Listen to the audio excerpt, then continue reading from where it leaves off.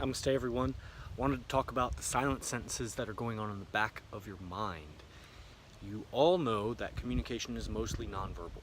There's body language, there's facial expressions, and even if you want to include tonality in the realm of verbal, most communication is not tonal, is not verbal. So what this means is that even if I wasn't saying anything, you can pick up something from my facial expressions.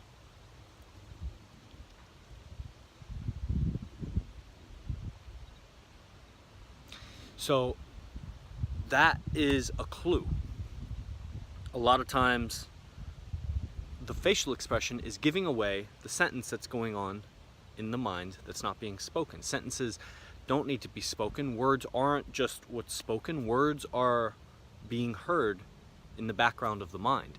You begin to realize this as you meditate, as you do more practices, whatever it is that calms you down and slows your mind to the point where you actually begin to notice and distinguish thoughts. That sounds, I know, I teach people that sometimes some of the people that I've taught have no background in yoga, and we all didn't at some point. I came to yoga at some point. I had no background in yoga. This idea, while it may have even made intellectually sense to me, is I had no context. I had no practical experience of what was being said.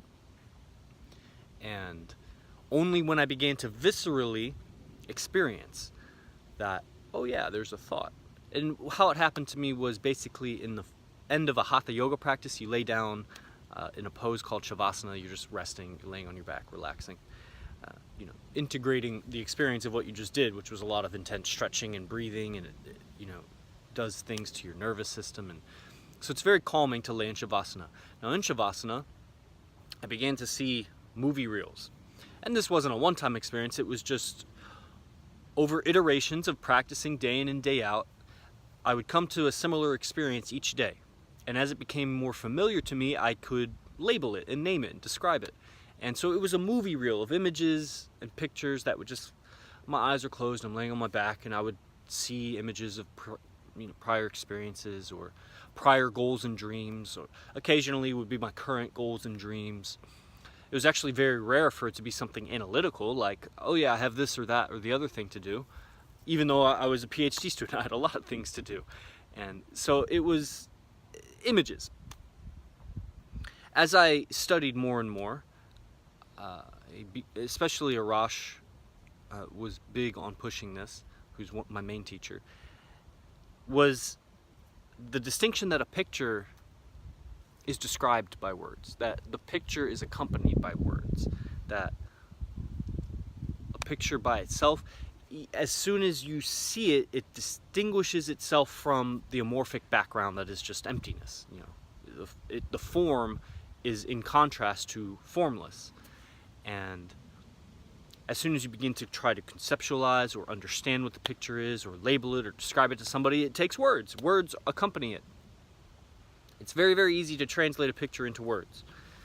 Even if a picture's 1,000 words, but that doesn't mean it's difficult. You just start talking about it, describe it.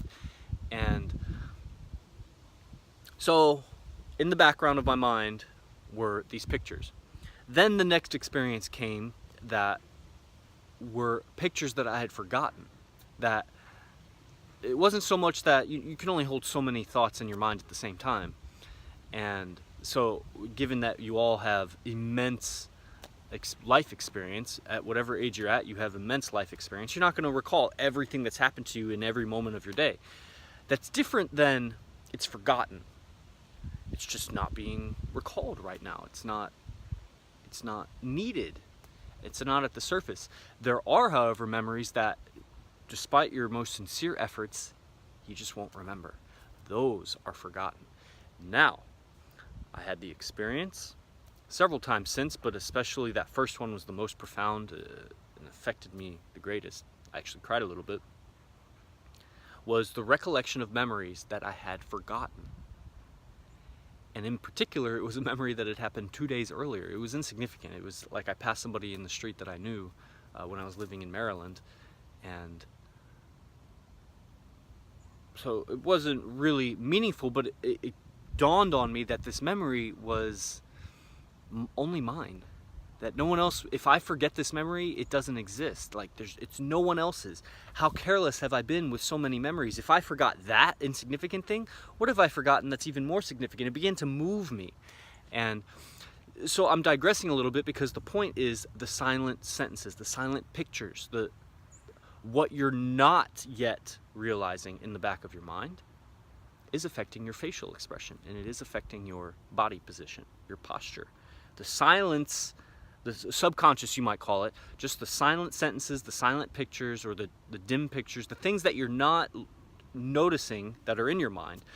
And anybody that's remembered something that they had forgotten, there's contents in your mind that you're not aware of. So many impressions were put on you when you were such a young child and highly impressionable, just mirroring everything around you. And then those patterns, those impressions, are rarely revisited. Only by those people that are very into self-help and related subjects. Yoga is a kind of self-help thing. Pull yourself out of suffering. It's the greatest form of self-help. Only in these kinds of people do you see they're revisiting their old patterns. And everybody gets glimpses of it, but few, like myself, get hooked on it. I'm like, whoa, I want to master all of these latent patterns. I don't want anybody else having any control over my mind, whether it was from day one when I was born, whatever, when I was 10 years old, or even now, especially. And which is one of the reasons why this YouTube channel is donation. So definitely, if this is helpful for you, donate. Because I realized, I was like, what incongruence that I'm so opposed to ads and advertising, and how those sentences go into your mind, especially when you trance out. You're like, oh, it's an ad. That's the worst. That's when you're suggestible. And I was like, no, I got to stop running these ads. But I also want to encourage exchange, because that is a principle that I operate by. It's a principle of the universe, you could say. The law of exchange. It's a hermetic principle, and so on. So the link is provided below for that if you're interested. So much content, 400 videos on my YouTube. I'm sure something's valuable for you. Otherwise, definitely the silent flute, I go into actual practices that will help you to calm your mind to the point where you can start to notice thoughts, space between thoughts, increase the space between thoughts, so that you can then reflect more deeply on the thoughts that conjure up. And so, returning briefly to the point, I want to end this video. Your facial expressions are giving away the silent sentences that you're saying to yourself. If I were to say to myself, I feel so tired, I feel so tired, I feel so tired. Now, it's kind of arbitrary. I picked a silly one intentionally, because there's actually way worse sentences that you're saying to yourself, but I don't want to say those on this video. But so, I'm so tired. Eventually, you'll start to believe it. You'll feel a shift inside where it's like, I'm so tired, I'm so tired. And you see, that was the face of tiredness. Now, if I say, I'm so excited, I'm so excited, I'm so excited, I'm so excited, I'm so excited, I'm so excited. That's the face of excitement. And I allowed myself to go into it like an actor. And so it's so critical, especially for you yoga teachers or anybody that's in something related to that, a coach, or when you're looking at somebody doing their practice.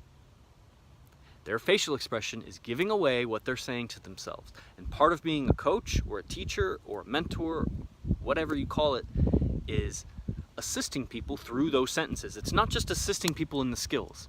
As my acrobatics coach says, you're not just spotting people's bodies, you're spotting people's words. And so in yoga, the term would be assisting. You're not just assisting their yoga postures, you're assisting their words.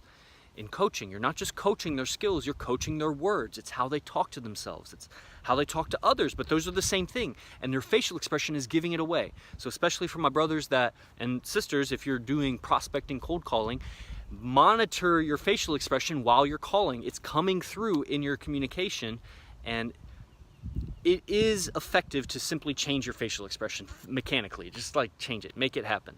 And that will either change the sentences itself, or it will reveal the conflict that, oh, my face is not in congruence with what I'm saying, and there's fodder for self-exploration and meditation.